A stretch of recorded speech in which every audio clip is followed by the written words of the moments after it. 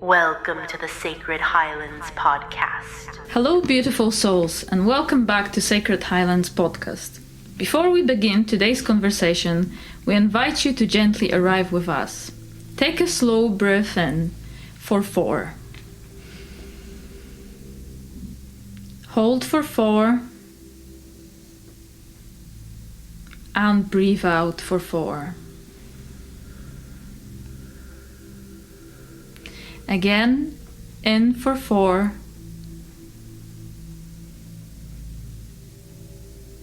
Hold for 4. And out for 4.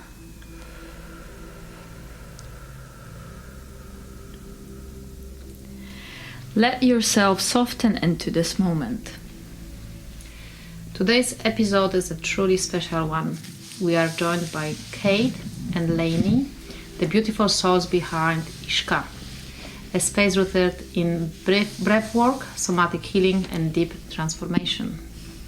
Their work weaves together body, breath, and ancient wisdom to help people move from surviving into truly feeling, processing, and healing.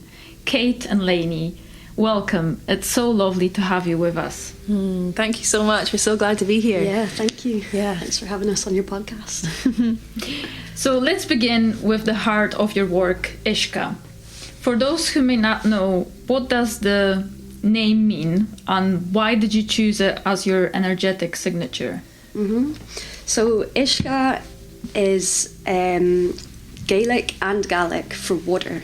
So it comes from both languages, so Scottish and Irish, and they both have slightly different spellings, like Uische, and the other one has a G in it somewhere. But Ishka, the way we spell it, is Ishka. It's like the phonetic kind of, I suppose, English kind of version of it. But essentially it's water. Water is flowing, we need it to live, it's in all of us, is what we're mostly made of. And it kind of came to us in a ceremony as well, the name, so it just felt really aligned. And yeah, Ishka, it just stuck. And now that's our like you say, like energetic signature, I suppose. Definitely felt right, didn't it? I think as well, for me, I always get that vision, like in our logo we've got the droplet, and it's that idea that we're all individual droplets, but we're all the sea as well. You know, we're all one, we all come from everything, we all go back to everything, but we each have our individual, experience too. So yeah, it just felt very right, didn't it? Yeah, and it's our backgrounds as well, because I'm Irish and Kate's Scottish, so yeah, it fits. Yeah, well combined then. Yeah. The first moment I heard about your name, I was like, wow, I love it. Actually. Yeah. And the sh, like Ishka. It sounds nice, doesn't it? I love Gaelic, by the way, so it's for me like the. We always like joke with my son because he's taught in his nursery to say doorknock. And I'm like, no, it's doorknock. Doorknock. like with a current, it's not doorknock. So it's quite a funny one. Okay, we'd also love to hear about your partnership. Okay, it's something very intriguing us as well because of course we work as a team too. So how did it come to be that you started creating this space for others to heal together? So I would say our partnership predates Ishka. So we're married. We've been together 13 years. We started a business together 10 years ago, which is called Infinite Sky, and it's community art, kind of creative business. So we've been like partners in love and work for a long time. Around that time that we started Infinite Sky, we also started to deepen our personal holistic practices and like go more into that area of things. We started women's circles, we started training a lot more in kind of areas that we're doing now. And it's only last year that we kind of solidified Ishka as a proper business. and it's now like birthed into the universe. I think for us as well, because these different practices of breath and energy and plants have helped us so much with our sort of traumas, the things that we've been holding, our personal journeys. And so then we are also working the last like 4 or 5 years with a business in Dundee called Scrap Antics. So they're a social justice enterprise around like creativity and sustainability and recycling and things. And we were both working there and managers there, and then seeing the need in the community and seeing working with the community. And it was like, we need to be able to bring these opportunities to people who don't normally have them, because there is such a, you know, you do have to have a certain level of like privilege to be able to experience these things, and there's a lot of barriers, and we started thinking about what those barriers are and how can we create an organisation that breaks those barriers down, which obviously financial is a massive barrier for people, but also cultural, and just feeling like it's not for them, or it's too weird or too hippie-ish or just some strange, you know. And it was like, well, how can we make this so it's really accessible, because the people we're working with need this more than anyone, really, but they're the ones who might be have the most difficulty to experience it. So that's why we decided to set Ishka as an official like social enterprise. So we do paid sessions and we work with clients, but we also work with community partners so that people can access these things that might not have the opportunity. And most of our sessions offer a sliding scale as well, so that people that might not have been able to access it hopefully can. That's amazing. I've seen your artwork. It's Oh, yeah? I love the colors. Oh, nice. I wish, you know, the tendency of having cars now, like black, white, grey. I was like, what's going on? Yeah. Where is the green? Where is the orange? You know, the other colors. Yeah. And looking at your work, it's like, my gosh, that's what we need. More colour. Yeah. It's energizing colour, isn't it? It lifts your spirits. It makes you happy, makes you smile. Yeah. It is. And when you go and travel to other places and you realise how many murals, how many buildings, or just even making the building in a different colour to start with, it just makes the space so much nicer to be in. I do feel like Scotland's very behind on that, but it's getting better. There's more and more happening, I think. So I remember quickly tell you in my town when I was born, it's in Poland, which I remember it used to be so grey, like awful, honestly, old, awful. And then we started getting those murals, and like, you know, on a grey building, then beautiful, colorful painting, and people would stop and just stare at it, you know, because it was like speaking to you. Because there was a message, usually a message hidden as well. Like absolutely stunning, honestly. Yes, and the town is much more beautiful just now. It's much more colorful. Good. I haven't been for 9 years, but I'm going next month, so maybe there'll be some more paintings. might be some murals for you to see. Nice. So we're going to go into breathing now. Many people think of breathing as something automatic, almost like passive, but your work shows that it's anything but that. So how does your elemental rhythm breath work support someone in moving from simply surviving to actually processing deep-seated emotions and trauma? It's a really good question. I think it's good to say, so obviously there's so many types of breath work. There's loads and loads, and it's an ancient modality that lots of cultures have used in different ways. So for example, like Ayurvedic with Indian like yogic breathing and things like that. So elemental rhythm is a specific type that we I trained with as a facilitator, and they're based in Canada. And so we use music and playlists, which you've both come along to sessions, you've experienced it, but it's just a beautiful way of tying in with the music. It helps you to keep on time and kind of go really deep into it. So that's just for listeners to know what elemental rhythm is. But in terms of how the breath work, I think it's like your breath is like a bridge, or that's kind of how I see it, between body and mind. And it is something automatic, and we're all doing it all of the time. And then there's lots of things that our nervous system and our bodies are doing also automatically that we have no control over. So you can't control how quickly your heart beats, or if you start to sweat, you can't just imagine the sweat to go away and it just goes away. But like breath is something that you can control, which is really unique for like a bodily function, that we have control over it. So then it enables you to tap into your own body, into your nervous system, and basically letting your body know that it's safe. That's one thing that breathwork is really good for, is it letting yourself know that you're really safe and that you're able to sort of be in that moment and connect with your body, which we're often, especially in this culture, in this society, we're rushing around, we're busy all the time, we're distracting ourselves, our minds are full so much of the time. So actually focusing on your breath and your body immediately brings you into the moment, which is so powerful, so powerful. And I think that's the amazing thing about the breath work, is that all of these things that we're dealing with, responsibilities, histories, stories about ourselves, traumas, we're carrying a lot, and also our expectations of what we want to be and where we're going. So it's like we're constantly out of the moment, holding so much with that. But the breath work, especially with the way that we do it quite ceremonially, and you're taken on a journey, and it really is just about going so deeply inwards that you're able to connect to yourself, deeply connect with yourself and your own inner wisdom, your own inner being.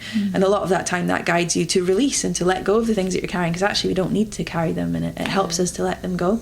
So I feel like that's a long-winded way of saying it, but there's so much to breath work, you know. Yeah. So, and I'm passionate about it. Simply, like, breath is life. You know, we literally wouldn't exist The first without thing breath. you do when you are born, the last thing you do. Yes.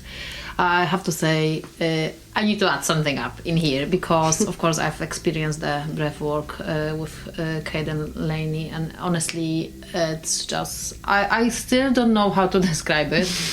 But beginning from the dance you do, it's just already releases something and makes you feel like, I don't know, like water, I would say.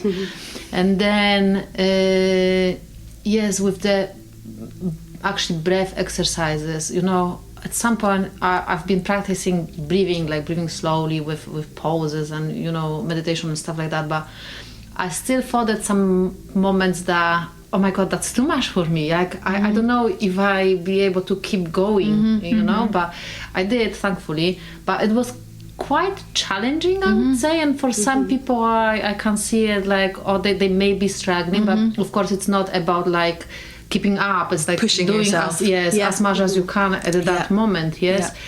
And yes, I've just said before you came, we had a wee conversation, and honestly I felt like, I don't know, like something was on one hand ripping me apart, but that was the emotions just wanted to come out so badly that I wanted to scream as much as I could. But of course there were other people around, so, you know, I would probably scare them a bit.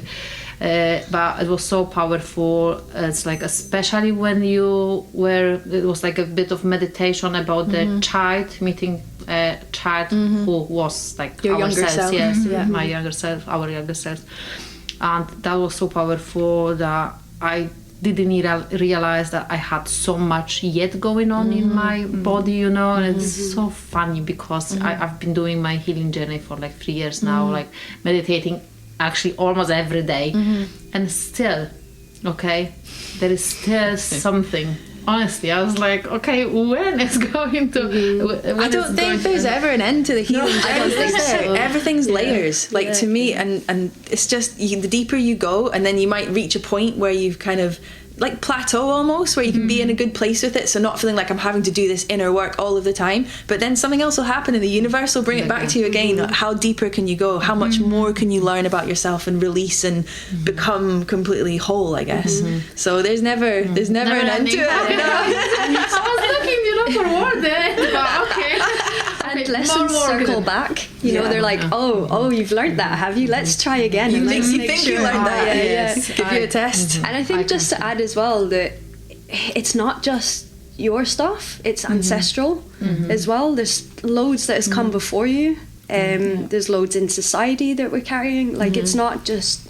Everyone's dealing with so much more than just their own stuff, and your own stuff is hard enough. You know, it's a lot, isn't it? Yeah. And you come here already with a package, yes? Exactly. Exactly. Yeah. Yes. I think the breath work as well, it is intense, and we always encourage as we go that everyone must listen to their own bodies, and that's the most important thing. So as long as we make sure that everybody knows that they can stop at any time, they can slow down at any time, so that if it is too much, that they do stop. And then you have to trust that everybody knows themselves best, and their body knows best, and the universe knows best for them in that moment, even if it is really hard. If they feel that fight to keep going, even though it's difficult, they're going to get the medicine that they need, which is usually some sort of release or some clarity or some sort of breakthrough, experience. But it's only if you push to keep going. But if you're not able, you're probably not ready for that yet. And so people will slow down and stop before they get to that kind of point of breakthrough, and that's what they need in that time. So I guess for us it's important as facilitators to keep reminding everyone you can stop if you need to, but you know, if you can stop, often you don't, because you feel safe to keep going.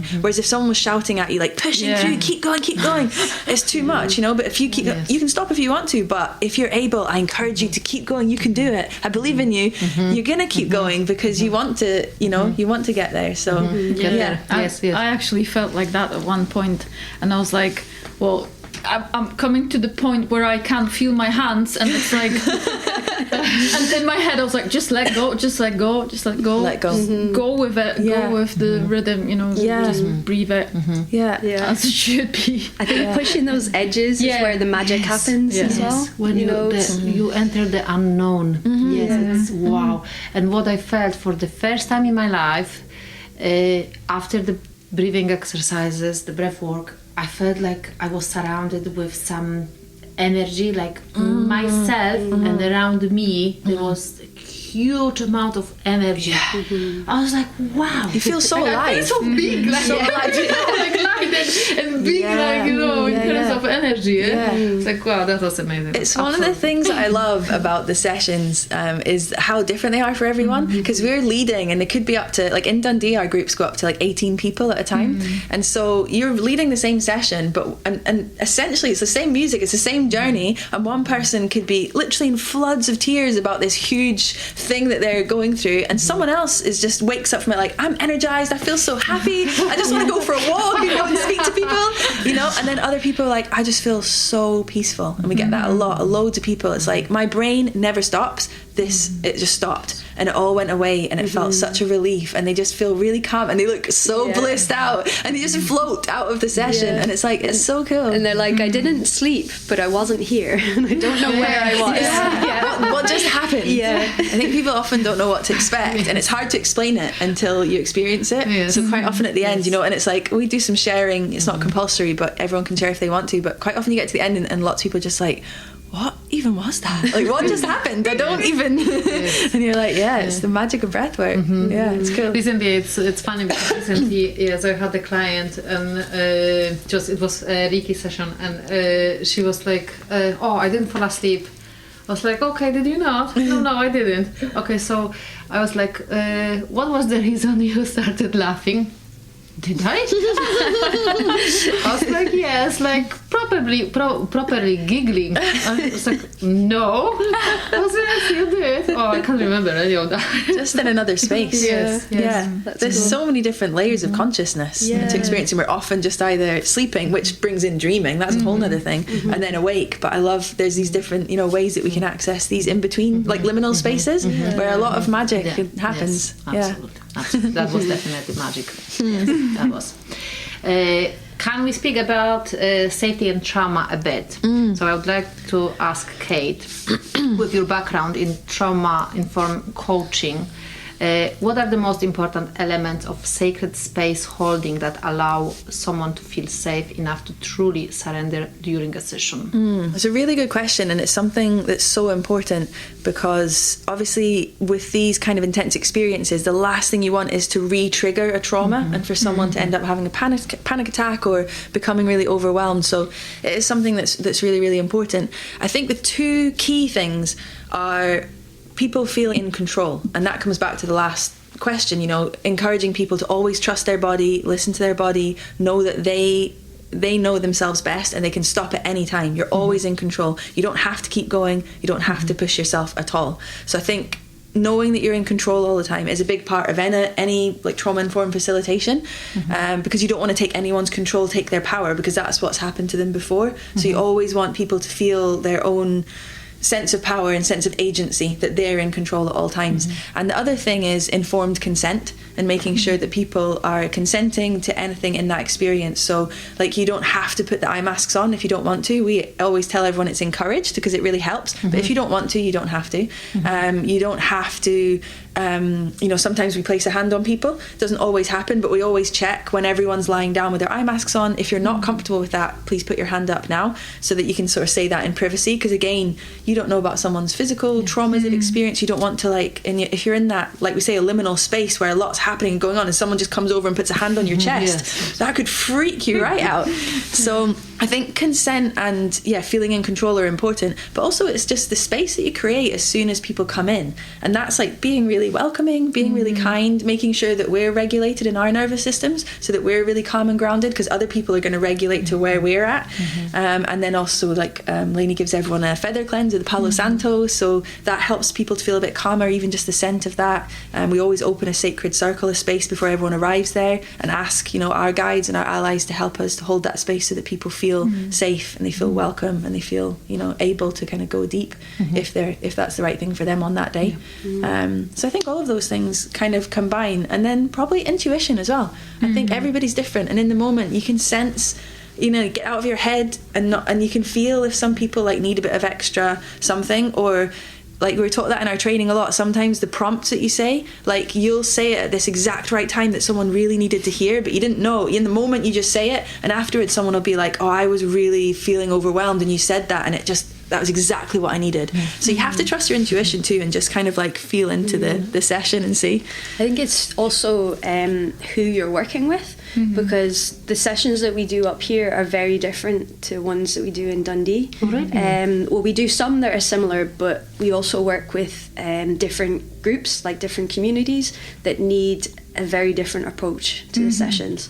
So we would work with them for a longer amount of time. We'd go into things much slower, so we wouldn't be straight into like lying on yoga mats and putting on eye masks. So we'd have a lot more time with the background and explaining the benefits of everything and why we do it, and eventually we move into that. Also culturally, we wouldn't cleanse people with those sessions. We wouldn't use crystals. There's like, we kind of so we're talking here about people from like the Muslim and minority ethnic communities. We work with Dundee International Women's Centre and also Amina, so women that are mostly Muslim but coming from these ethnic backgrounds that culturally these things are against their religion, you know, and so like having crystals there, being cleansed with smoke, that might be seen as something really negative and quite fearful for them. But we quite often try and work in longer blocks as well, or have longer amount of time, so we might have like 4 hours or 5 hours with a group, so that we can take loads of time for them to feel safe and to understand what's happening. Also the language barrier takes more space, but like you said as well, building up slowly, so we do like a 6-week block with like a group of women, so they slowly get to know each other, and we're not lying down on yoga mats till like session 3 or 4, so that you've already got a sense of like, okay, I feel safe to sit up and do this, so I'm going to feel safe to lie down and do this, because again, lots of people in these groups are refugees from asylum seeker backgrounds, forced migration backgrounds, so they're suffering with a lot of trauma often, and holding a lot of like responsibility and a lot of there's a lot going on in their lives, so it would be so much for them to come into a space and just be like, okay, just lie down, cover your eyes, trust us to take you on a journey. Which is it's hard for lots of people, and we don't know if someone like that might come to our sessions normally. We have to trust that if you've seen it and you've been called to it, you're going to come for a reason and you're going to feel safe and comfortable. But in those sessions especially, it's really important. And the breath patterns are different as well. They're not as intense, because as you know, it can be quite hard. So they're slower. We do more like the earth pattern is like 4 in, 4 out, and then box breath, like we kind of did at the start there, that in for 4, hold for 4, out for 4, hold for 4. So we'll do like maybe 3 or 4 songs just of that, and then some of the sound work, so we're never looking to push anyone into a breakthrough experience. And even with the sound, for sessions like that, we'll play the instruments first while people are like sitting up, so they can see and hear, and they're like, they don't know what to expect, so they've got more of an overview of what's coming next. And also generally for those sessions I wouldn't send Reiki either, but then when I send it for the other sessions, I'll also say, because we don't particularly ask everyone individually, do you want Reiki, is it okay? But I'll say if their energy is willing to receive it, then, you know, so I'll always say that first rather than trying to like force it on someone. It's kind of like energetic permission, isn't it? Yeah, exactly. But well done, because I never expected actually that communities like that would be doing breath works, you know, they would be willing, you know, to kind of enter the stuff they, I suppose, have never done before. Yeah, so that's interesting. Like a bit changes. Yeah, well, we're learning so much. We learn a lot Yeah. from it every time, you know. And even, I mean, it's interesting. We're starting a new project soon, and we were talking to the group of volunteers about how the sessions are going to run. And one of the ladies had been to one of our sessions, and she said about the crystals and the incense. We were like, of course, we're not going to have that at these sessions. And she said, you're walking in a circle around people. To us, that can be seen as dark magic. But it was also playing the drum and walking We're playing the around. drum and walking around, because it's like you're like casting spells, and that's seen as like really dark, scary stuff. That you do and not especially want to... mixed with the crystals and the incense and, you know, the whole... And so we don't know. We don't have the answers, but it's like being open and making sure that we're curious and we ask questions and we try and think of things, you know, all the little things, but it's really hearing the voices from the community. That's how you learn what's right and what's wrong, but you learn every single time. And being willing to change and grow with that, you know, not that like, right, this is how we do it and this is set. It's like, okay, well, that didn't work, so how can we adapt? How can we make it better? And constantly trying to build on it and make it the best experience we can. Because your aim is not to change their culture, their religion, is just to help them. Because these mentally, tools, physically, well-being, and you just want to like release what's in there. It doesn't matter, you know, the religion or, you know, the background. Exactly. It doesn't matter. Everybody goes through something. It's like these ancient tools are saying, like breathwork and sound as well. You know, if you don't ever get to access them because it's seen as being something that's like you can't partake in because of your religion, because of those things, those are big barriers. But if someone thinks about them and takes them all away, actually breathing and sound are incredible tools for our well-being. And it just seems like we can help you with those. And there's other groups that we work with as well that maybe it might be more about financial barriers, which they would just never get to access something like this. They would never even think to go to it. And so it's amazing to be able to offer these opportunities to those people, because again, like we're saying, why we started the whole thing, you know, everybody deserves to have access to things that help them. And once you have the tools as well, in our community work we're often like teaching people how to go home and do extra things in between. So I think that's really important too, because we all need tools to help ourselves, no matter where we're from and who we are. So we call them like pocket practices, so just like little prompts that they can take home and incorporate into their life. And it's really cool, like loads of people have been doing it and like had a big getting impact a lot on from people. It's really beautiful. we weren't taught that, but now is the time. So like how to cope with it at home and how to like survive in between as well. So amazing. But it's also why we're doing this, just to spread word about different things that you know you can access, and they're everywhere. And just to bring people to, you know, to these. because like if your people don't know workship. it exists, how can you find it, you know? One more thing before we go further. The warmth. It was from you. Lainey, it was from you. Because at some point you came to me. I heard some whispering. Oh, this is me. I think that was from you. Okay, and I felt. I know you put your hand somewhere above my chest, and the warmth. I'd never felt anything like that. I'd experienced, you know, with Reiki course and everything, with amazing Fiona Chalmers, but other stuff I had experience, but that was like, I don't know. It was so powerful, honestly. I'm glad. So usually when I work one-to-one with people, I'm not trained in Reiki. Lainey's a Reiki master, and so she does all the Reiki in our sessions. But I have my own kind of energy work, intuitive, but also through our experience in the jungle as well, which I think we're going to talk about. But yeah, when I'm one-to-one with people, I do a lot more of that kind of energy work, where I'll put my hands on people and use my voice and like sing into them to try and help with alignment. But I don't always do it in sessions in groups because it's a bit more tricky. But then we were saying about being intuitive, and sometimes you just get this big like draw from someone. There's like just one person that you're like, I really need to go and sing to them. And then sometimes I'll feel like, okay, I feel like it's the right time to like place my hands on as well. And you just have to trust that it's the right thing in that moment. But I've had some like really beautiful feedback, so thank you so much. Definitely was that time for me. Can I ask you one more thing? What language was that? Because I don't think we covered it in our episode in here, so I'm really like curious. It's no language. It's not speaking in any specific language. It uses kind of words of Gaelic and words of Spanish. And there's maybe some Shipibo words in there as well, which is the jungle tribes, but it's not like anything you could directly translate. It's just using your voice as another energetic tool, you know. So you're kind of setting an intent and then allowing those words. I see it, like, I call it sometimes sacred singing.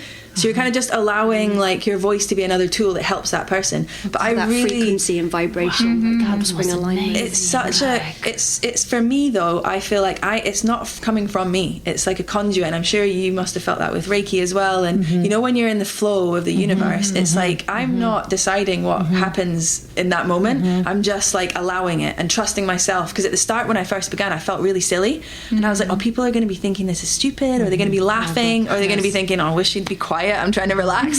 And so, but then the more I did it and the more good feedback I got and people were having positive experiences, it was like, oh, I need to trust that I don't know what this is, it's just happening through me, but it's a beautiful experience for me, because I'm just like, oh, this is amazing, this is just happening, and it just goes. And then it was like, oh, what was that? I don't know. Okay. I felt like some angel was whispering to my ear. Absolutely.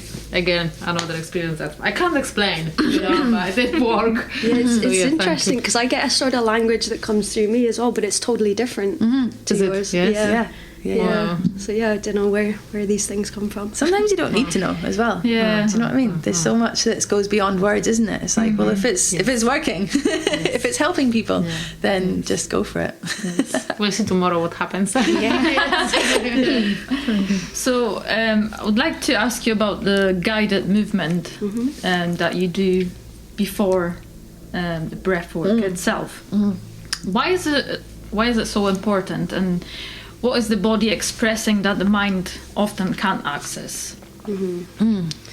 So we store so much in our bodies, and we often live quite still lives. Like we lie down a lot, we sit a lot, we'll like drive places, you know, there's a lot of just being still and not so much like running around and jumping, and you store like traumas and you store different things in your body, and if they're not processed and they're not released, eventually they will turn into illness and disease and things that you don't want to be holding. So it's kind of like priming your body as well. So the shaking and the moving, it's like allowing you to let stuff out before you lie down and rest and receive. It's also like it's primal, it's in us. So like think of animals, you know, if an animal gets attacked or an animal goes through something traumatic, they'll shake it off immediately. Absolutely. You know, so they'll be like, oh, and that's just natural, and that's what they do, and then they get on with their lives. We hold things, you know, we're like, oh, push it down, store it, don't deal with that, don't even look at it. So it's like a little version of helping to release some of that, I would say. I think it helps people to feel comfortable in the space as well, because there's an element of feeling kind of silly. Like everyone has their eye masks on, so you're not really seeing each other. But it can you feel a bit daft, right? And some more than others. It's really interesting to see how much some people move, even when they're not looking at each other, and they just don't feel able to move at all. And other people, you can tell they're obviously quite embodied, or they love dancing, and they're just going wild like straight away. There was a really funny time at the breathwork session in Inverness when one of the ladies had her eye mask on and she started moving and dancing, and she just started going further and further to the altar until she was like almost standing on the instruments, and we had to stop her, you know, to be like, oh, you need to, because she was just so in the moment. But I think it really helps physically to, like you say, it primes you for the experience. It helps you to like get into your body and out of your head, so that then, and also opening up your diaphragm, stretching your muscles, because you're going to lie down for like an hour probably. So it's nice to just kind of move, enable you to kind of go deeper into the breath work, I think. Yes, I like at home putting some music from 80s, 90s, you know, and the best time of my life, I think.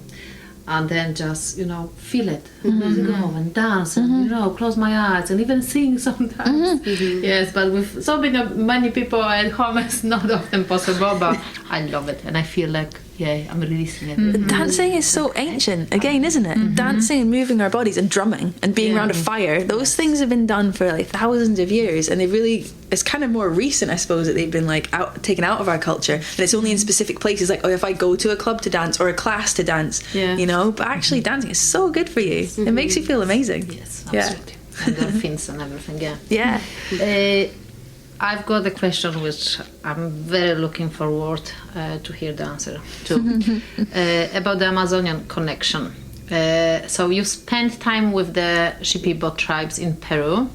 which is such a profound experience. And like, I can't even express that because, I've said before, I'd love to go and do something like that. I'm not sure if my partner would be too happy. We'll see. I said I would take him with me. So what was the most powerful lesson you received from the traditions, especially around the difference between health and healing? It's a good question. A massive experience. I suppose, is it good to give like a rough outline of what we're talking about when we go and sit with these tribes as well, which kind of describe it as both a plant university and a plant hospital? Yeah. I suppose we start as well with our mentor Alia, who's our best friend, and she's been in this work for over a decade.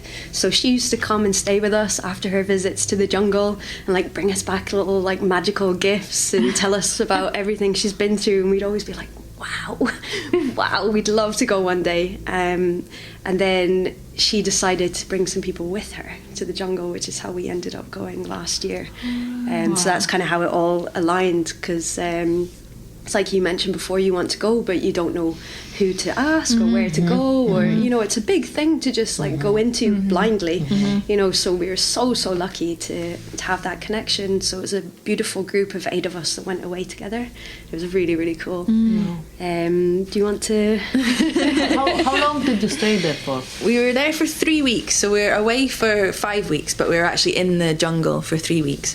And during that time, so basically it's called a master plant dieta. So you're sitting with a plant and you're kind of cutting off all other distractions and all other energetic kind of, like there's no TV, there's no phone, there's no reading books, there's no listening to music, there's no, you're trying to take away all of the distraction, all of the busyness, all of the limited voices. Diet, no salt, no oil, no spices, no dairy, no alcohol, no meat, no sugar, like very, very, very reduced. And you follow that for a few weeks before, so that when you arrive there, you're kind of like purifying all of your senses energetically, so that you can go into this deep relationship essentially with a plant or a tree, that you're going to completely connect with them. And so you're usually drinking some sort of mixture of it, and you have different types of ceremonies, but we kind of call it a university and a hospital, because you're both like a student of the Shipibo ways, and the Shipibo lineage have been living in these parts of the jungle in Peru for thousands of years, and it's a direct descendant.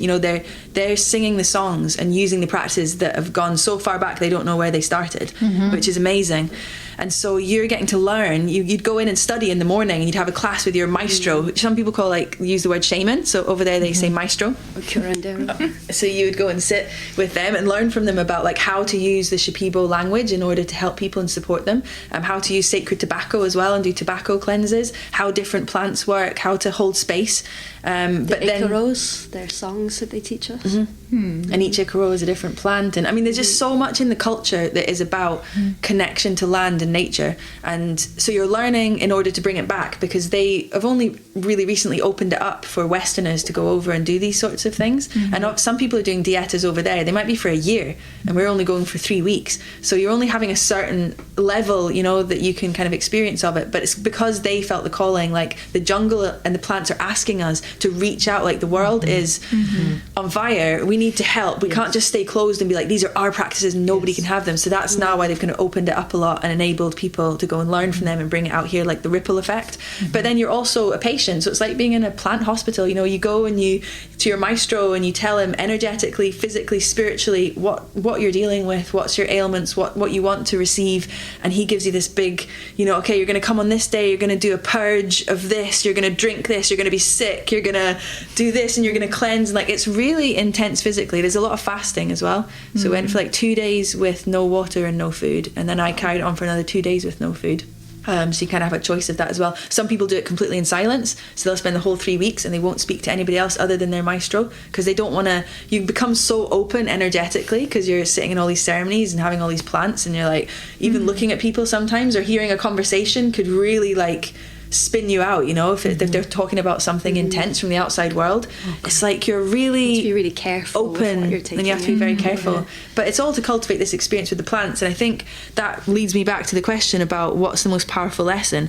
I mean, the most powerful lessons really were so personal, because you're on this deep inner journey of knowing yourself, of shadow work, of healing beyond words that you couldn't even explain it. But the most powerful lesson I think that you can share and that you can put into words is the connection to nature. Plants have so much wisdom. Like, plants have spirits, plants have energy, plants can speak to us if we open ourselves and if we listen and if we cultivate that connection. Plants hear, you know, like it's so powerful, the medicinal qualities of plants physically, but energetically as well. There's so many plants you can work with to help yourself. If you're feeling brokenhearted and grief, hawthorn is really beautiful. If you need really strong boundaries because you're always saying yes to everything and people pleasing, rosemary is amazing for that. Rose is another beautiful one that I'm working with a lot just now. So I think that's, for me, the biggest thing for us to come back and share is like, the plant wisdom is absolutely incredible and can help us on so many levels, like I say, physically, energetically, spiritually, and it's accessible for everyone. You don't have to go to the jungle, because it is a big commitment and it was a massive thing to go through, and it was like our whole year was taken up by preparing and then recovering, because it takes months to sort of come back and like integrate what's just happened to you. It's like, you know, I did kind of think the hardest time would be there, and we would come back and be like, okay, we feel great energy, let's just get into everything. But it really took a lot of time afterwards to be able to process what had happened and integrate the lessons into life. Still are. Yeah, I think we will be for a long time. Yeah. I think you get hit with the reality in here, yes? Like It's when a you lot. come back. It's it's so intense to go back into normality, and even just like cars and noises and food, and you're like, whoa, it's And a lot. the places we were staying were very in that world, you know, so the people had the same kind of frame of mind, and even the music that was played and the things that were available, it was very like ceremonial vibes. Once we came out to the jungle, you mean? Even out of the jungle, yeah. So like, because we were staying in these specific places that people generally go when they're doing like these kind of plant dietas. Which makes it a lot easier. Like, you can go to a restaurant and they'd be like, oh, we have a separate dieta menu, so you can like, because there's loads of food you can't eat, and it would be like, oh, amazing, because it's really hard to find food that you can eat when you're so strict. But I think that's one important thing to say, is you don't need to go to the jungle and have these huge, deep, you know, experiences in order to connect with the magic of plants, because there's so much. Even having a cup of tea, you can connect to that plant, you can sing to it, you can whisper to it, you can say a prayer to it, you can ask it to help you, you know, and you can build on that if you want to spend more time with one plant. But like, plants are there for us, and they want to help us, like they want to support us, and but it's the listening, it's like the slowing down and the listening and the good intent, and it really opens up so much magic. I think just to say as well, plants whisper, they don't shout. Yes. So you do need to listen. Yeah. And it's that whole thing of like, you can ask a question, but are you listening to the answer? Yeah, you know. definitely. We did these really cool sessions, I was just going to say, in Dundee recently with a friend of ours who's a plant spirit herbalist, and we got funding to be able to offer these sessions that were plant connection circles. So you came along for 3 hours, you learned all about a specific plant, you drank tea, and we had a tea ceremony, tasted it, you found out about the medicinal values, the folklore, the history of it in Scotland, the eco value as well, because it was all about climate. How can we support climate by becoming more connected to nature spiritually?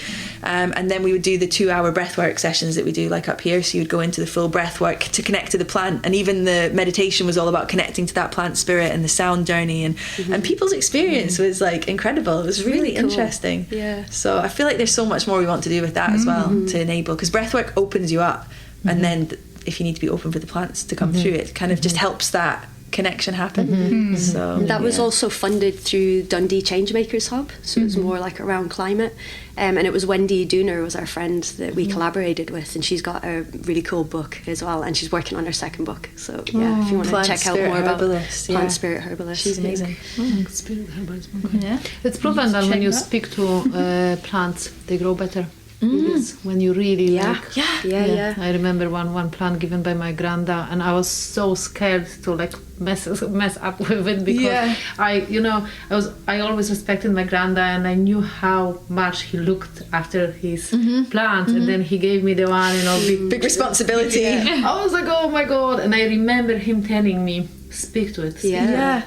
Good advice. Like it was a living something. Yes, It's so true. I'm sorry. And yes, it was beautiful. Actually, I kept going with it, and he was amazing. impressed. There's so much with plants, isn't there? Like the plant orchestras. Have you seen those where they attach sensors to the leaves of plants? Yes. And they come out with a sound. They make a frequency. But if you do it with like numerous plants at once and leave them for a few hours, they harmonize and they'll go into the octave. So it's like they're all singing together and they harmonize together. Like plants have so much. They have so many more senses than we do. You know? And have you heard the thing of your plants know when you're coming back within 2 kilometers? They can sense you. Really? So they've done like tests on that as well. So they know that they're, I say owner, but you know the person that waters them. They can sense when you're.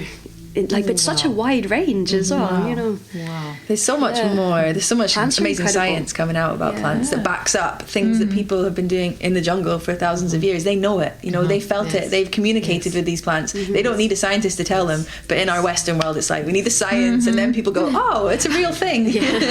Now I'll believe it. We think like we need to see it to believe, but actually there's so much our eyes can't see. And it's just, Feel it. Feel to believe. Yeah. Exactly. I bet they quite healthy over there.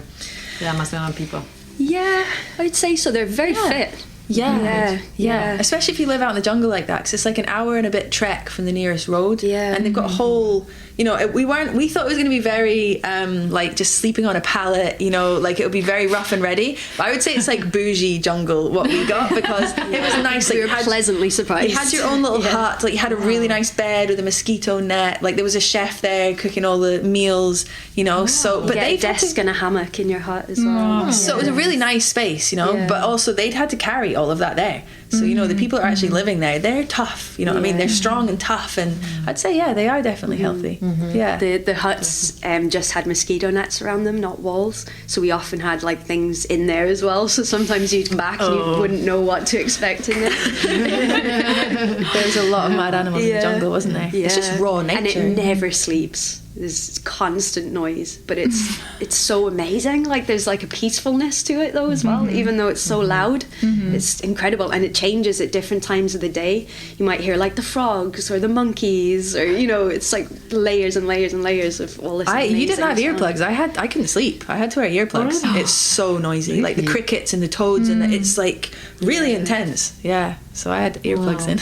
It was too much for me. I loved it. Yeah, it was so good. Someone advised if somebody wanted to go and experience it, take earplugs with you. Yeah. Okay. Oh, definitely. Yeah.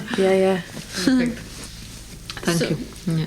Yeah, so your work feels very open and inclusive, welcoming people at all stages of their journey and from different backgrounds, as you said. How do you gently bridge the gap for someone who might feel skeptical about things like energy work or Reiki, but is still seeking relief from stress or disconnection? I think first of all it's good to say thank you, because I'm really glad that you receive the work that way, or you felt that in the space, because that's really important to us, is that people do feel welcomed and safe. And I suppose a big part of it is the language that you use.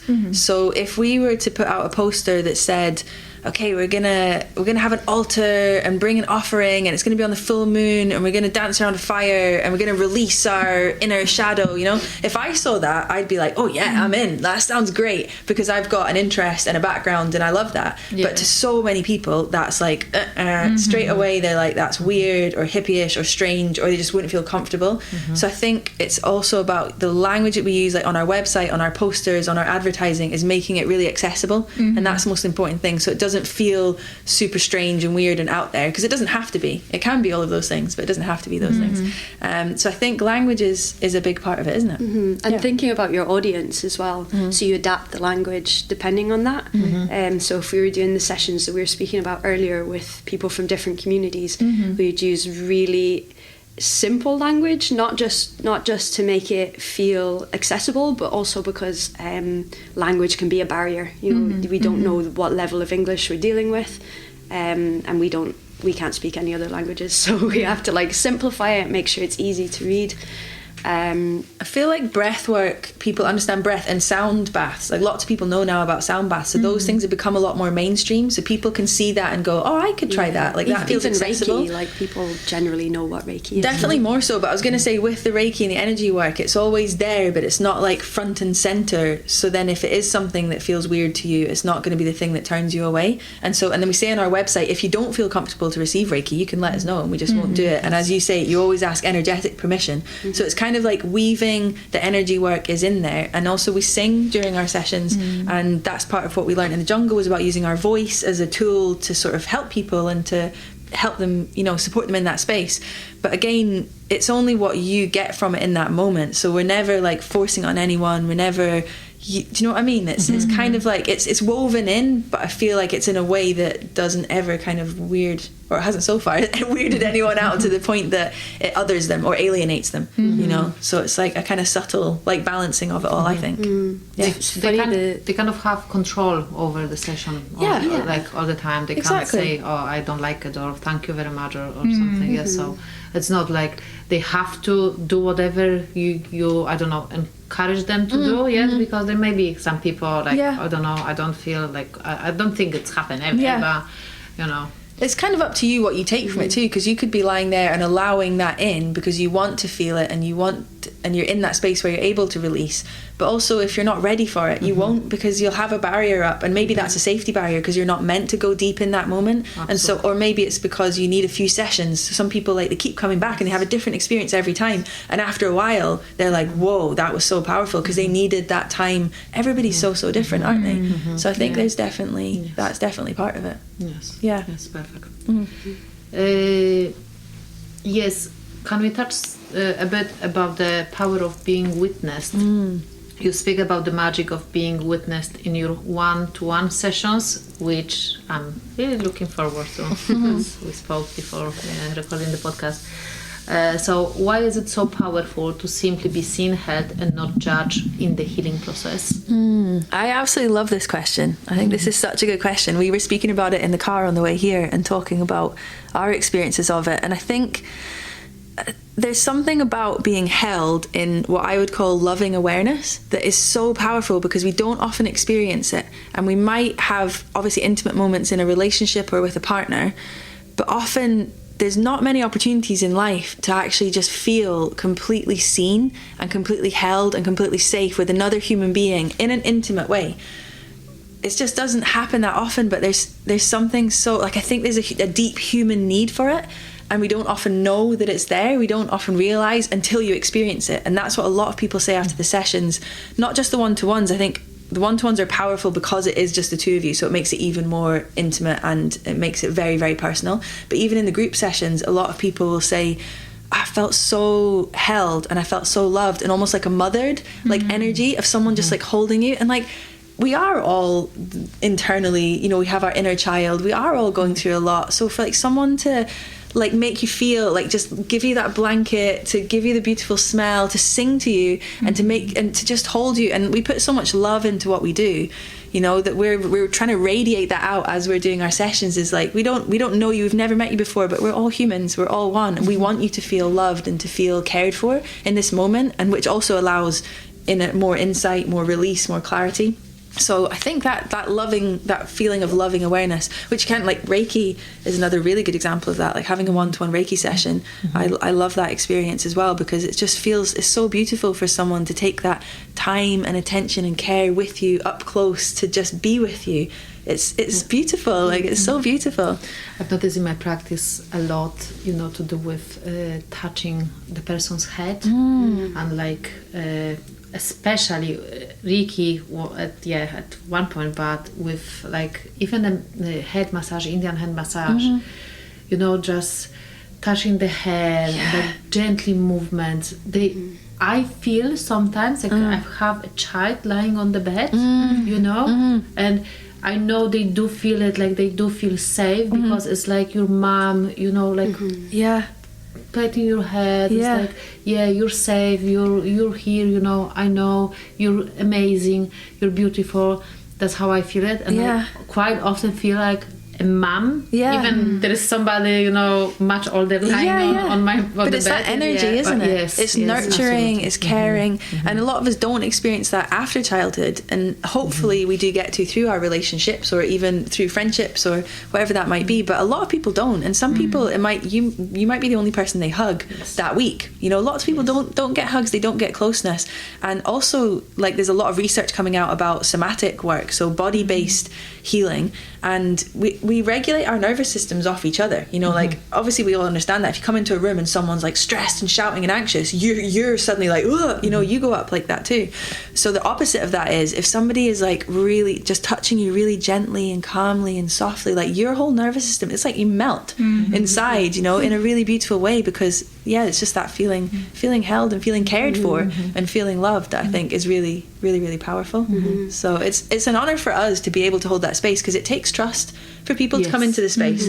And so we never take that for granted. It's part of our like gratitude prayers, and when we close that space as well afterwards is like, thank you so much for this opportunity and the trust of people to come into this space and allow us to do that, because it is vulnerable to lie down and put an eye mask and just and try this new thing and with some strangers later. with some strangers with two total strangers, so it means a lot to us that people like trust us and kind of, especially when people keep coming back then, and it's like, okay, they feel it and they get what we were putting out there, so it feels like it's all a resonant, isn't it? It goes beyond words. And I think there's stuff working underneath the surface as well, like energetically. So when we're doing energy work, it's you don't see it, and you feel the subtle energies of it working. So we've got like all the external stuff that's happening, but then that's also like an underlying thing that's kind of helping to regulate everyone as well. So I think it just creates a whole vibe, like a whole kind of atmosphere and container. A container, definitely. Safe container. We were speaking about it during our last episode, which is not released yet, but about healing,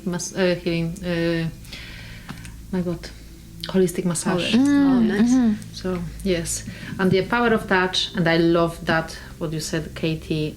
Loving awareness. I've heard it before, and absolutely, it's pure magic. The two words. It is, isn't it? Just like, it is magic. Yeah. Amazing. And just to add as well, everything is intent. So intent is its own frequency and its own vibration. So whatever you're putting out there is what people are receiving as well.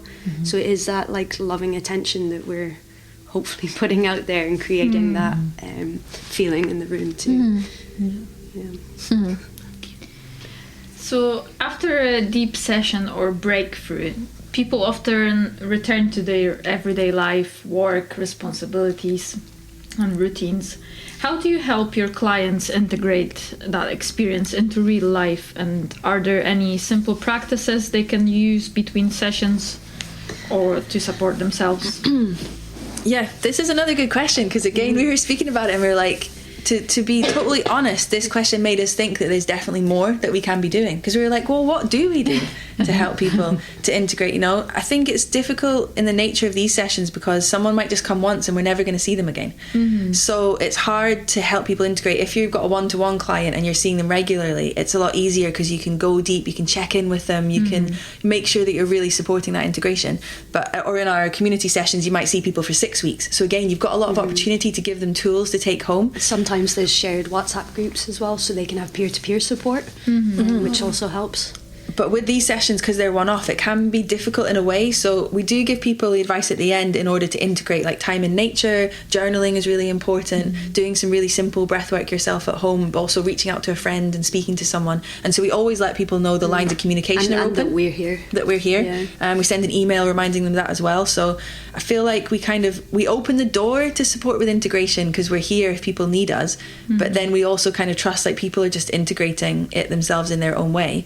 But I definitely think there's more we can do, and these pocket practices we were talking about we do with our community. So we give really simple, like the shaking at the beginning, so we do like a guided one of those, box breath, the buzz breath that we do in the breath work where you hum for ages is really, really good for your vagus nerve, and that helps to kind of ground yourself as well if you're feeling overwhelmed. So we give out like little cards and people can put them in different places in their house so it reminds them to do them, but it's not something that we do with these kind of sessions that we're offering to people. So that made us think like, is there a way maybe we need to give give like an integration flyer at the end that has some practices that you can take and try at home, because I think that would be, I mean, daily breathwork practice is so powerful. It's amazing if you do it more often in between the sessions.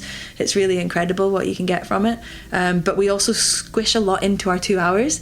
We always take the full 2 hours. Sometimes we go over a bit. So then if we were to take time at the end, like teaching people more sessions and take this, and sometimes you're not in the headspace to learn as well. Right after the breathwork session, a lot of people, like we're saying, they're very calm, they might be a bit spaced out, or they might be emotional or energized and they want to just go off for a run. So it's not always the right time to teach at the end of the session. So this question definitely made us think about what more can we do to help people integrate. But all of those things we mentioned, definitely, I think journaling's a really, really good way to help, because it just gets it out of your head and onto the paper. And then doing breathwork at home, there's loads and loads of guided things online that you can go on YouTube and things like that to help you. Yeah. But also for a practice that's quite relatively easy to integrate is back to the shaking or dancing. You know, to put on a track that you really like, turn it up loud and just go nuts and just like let it all out. Yeah, I agree. Yes, and you feel so much better after that. Even like 5-10 minutes, honestly, I feel it. Always changes your headspace, like releases energy, like gets things moving. Yeah, so beneficial. Could we speak a bit about the future of healing?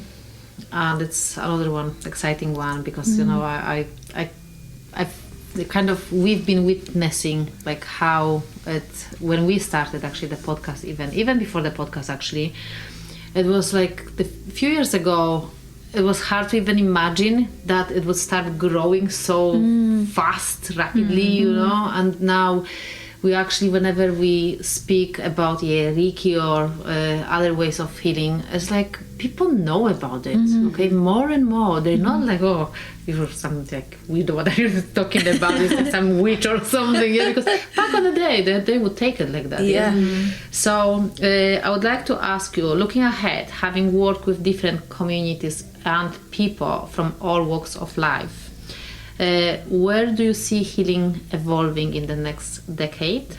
And do you feel we're returning to ancient roots or stepping into something entirely new?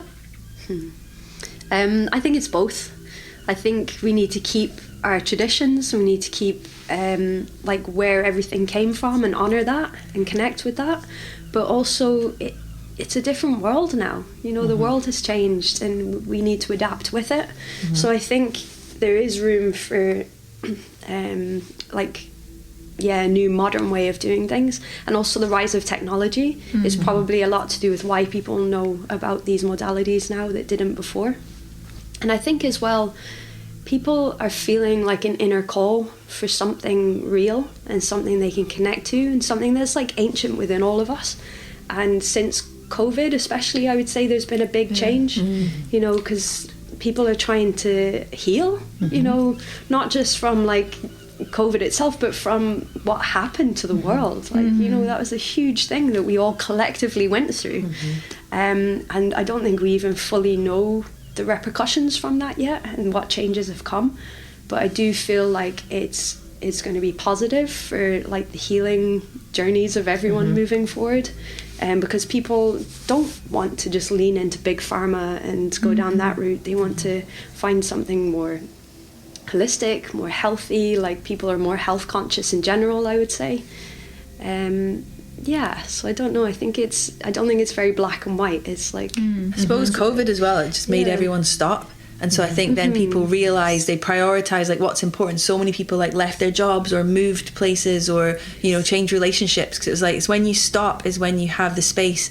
We're saying about the plants, you know, listening to the plants, but it's like listening to ourselves, like our own inner wisdom. Again, if you're busy, you're distracted, you're doing all the time, and you're not just simply being, to be open to receive our instinct, like our body, our instinct, our gut, our inner or our higher self, however you want to see it.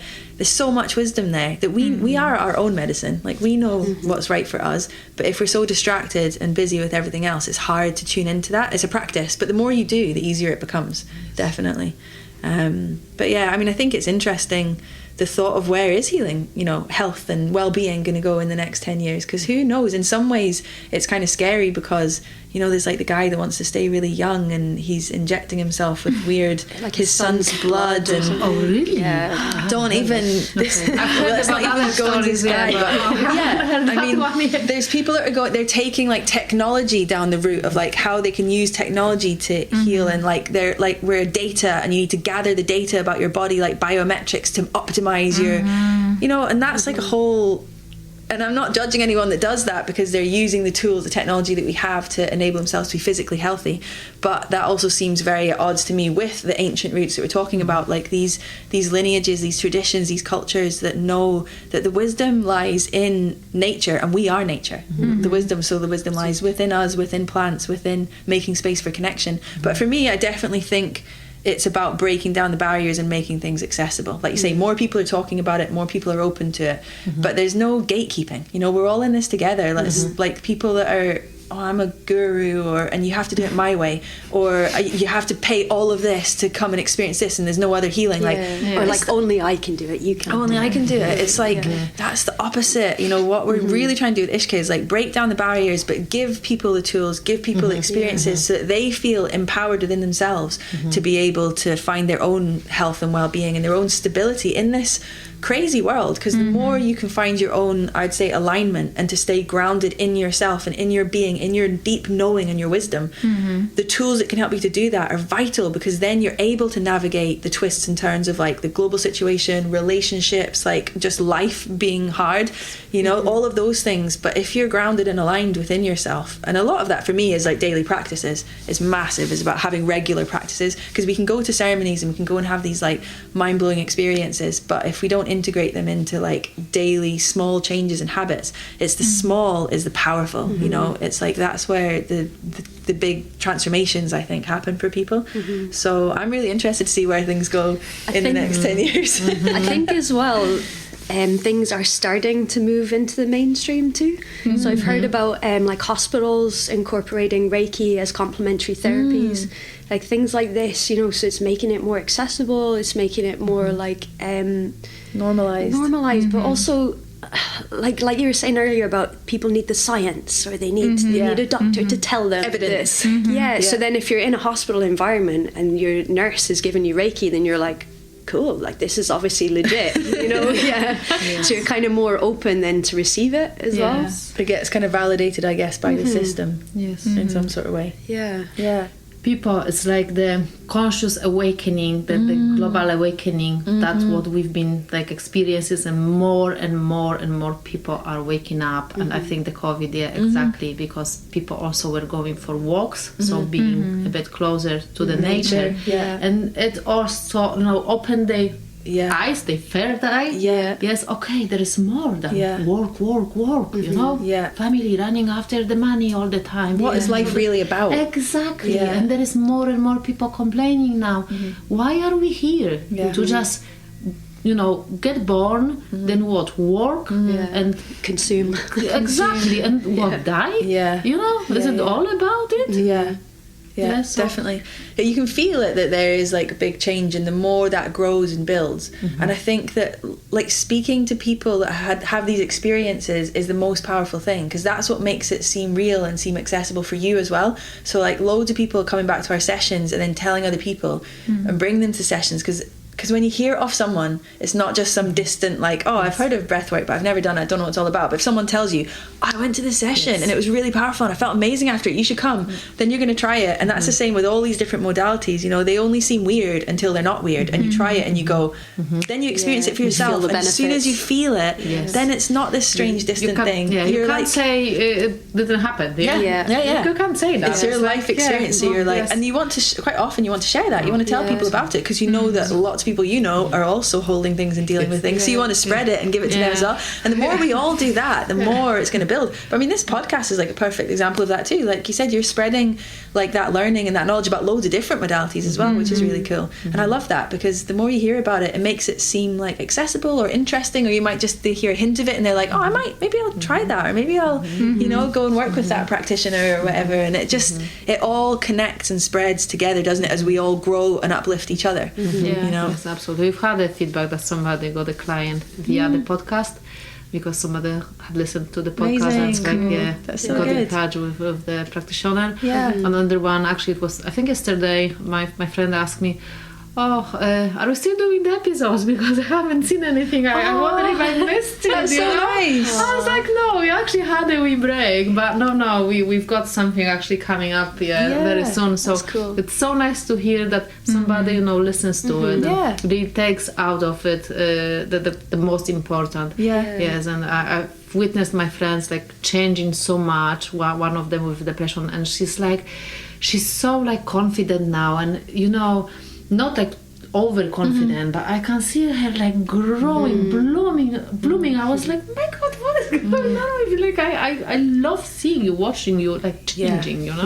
so amazing. And I know she's been listening to our podcast since the beginning, so it's cool. Amazing. But all of these things are planting seeds for people, aren't they? And like you plant seeds through a conversation, just through telling someone about it, and so then it becomes more normal and more accessible, and having like a spiritual journey, like being on a journey, even knowing and being conscious of that and trying to like grow and know yourself better, that's becoming much more like normalized now, and not just some sort of like weird, you know what I mean, as soon as you start speaking about it. And that's amazing to see. But also it's it's hard because you don't know the speed. Like, it would be so good for it all just to flourish and happen because the world needs it right now, but then you do still have loads of people that are gatekeeping or that are holding it back, and there is not even to get into big pharma, but obviously big pharma does not want everyone to have all of these tools and to help themselves, because that loses them a lot of money. So there's big things that are barriers that are in the way of this happening, but the people are bigger than any of that. So I feel like the more we talk and spread, and the more we do, that's what it's all about, isn't it? Yes.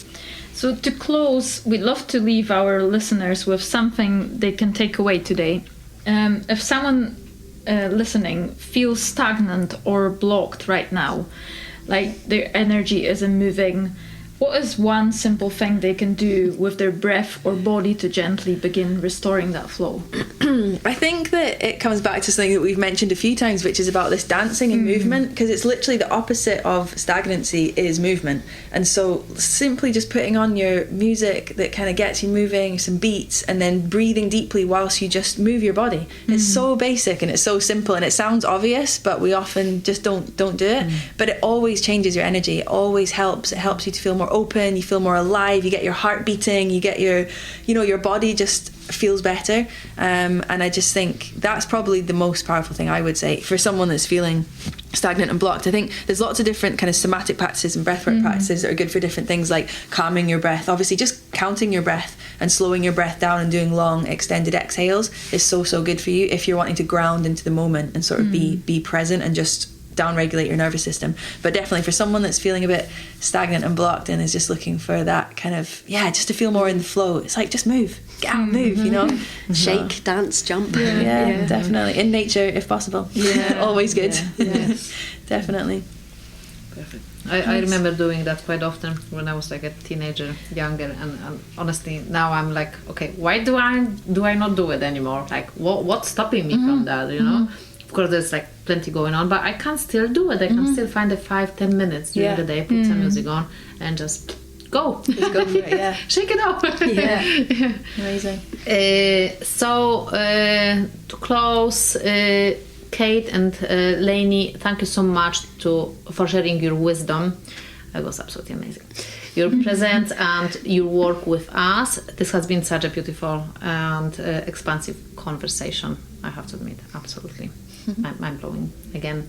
If you feel called to explore this work further, you can find Kate and Lainey from Ishka on their social media.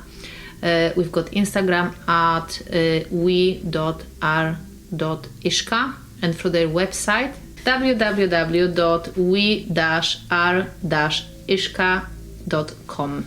Yeah, I did it. My son would say, I did it. And I suppose we'd just really like to be able to put out how you can see what we're doing on there. But obviously, if you're local, it's the Sacred Highlands podcast. You're in the Highlands. We run our sessions that you've been along to every month, and they're at Change Your World Wellness Centre with the lovely Susie, who's working with us on that. She has the space there, and so we run those every month that you can join in. But also want to put a little shout out for our retreat as well, because we're running our first ever day retreat, and it's so exciting. exciting for us because it's something that we've dreamt of for years, and it's finally like a place where it can happen now. So that's going to be on the 7th of June. All the information is on the website under the events page sort of thing, but it's a women's retreat, and we're going to have the whole day up at Anamkara, which is a beautiful setting. It's really, really gorgeous there. And we're going to do 2 different breathwork ceremonies. We're going to, of course, do sound. We're going to do a drum journey. Lots of chance to like connect and have good conversation. Delicious homemade lunch that's going to be all vegan. All the rest of it. But we're just planning it now, and we're finding all the little touches and the little, additions to make it something really special. Because again, we were saying about the container, and 2 hours is nothing. So we're so excited to have the whole day to work with a group of women together and learn and share. And we're super excited about it. So can't wait. We'd love to come. We see if we can, especially. So the closest breathwork workshop is tomorrow. Yes. But next month. Next month is in May, and Okay, we'll find out. We'll find out. Yeah. Oh yeah, they're booked every month. Find it, on the website anyway. Yes, exactly. Instagram. Yeah. Okay, perfect. Okay. Nice one. Thank you so much for the opportunity to come and chat to you. It's been really interesting. Really enjoyed it. Yeah. So to our listeners, thank you for being here with us. If something resonated today, take a moment, breathe, and allow it to land in your body. Don't forget to follow Sacred Highlands on Spotify, subscribe on YouTube, and connect with us on Instagram for more conversations on healing, connection, and coming back to yourself. Until next time, beautiful souls, stay open, stay grounded, and keep flowing.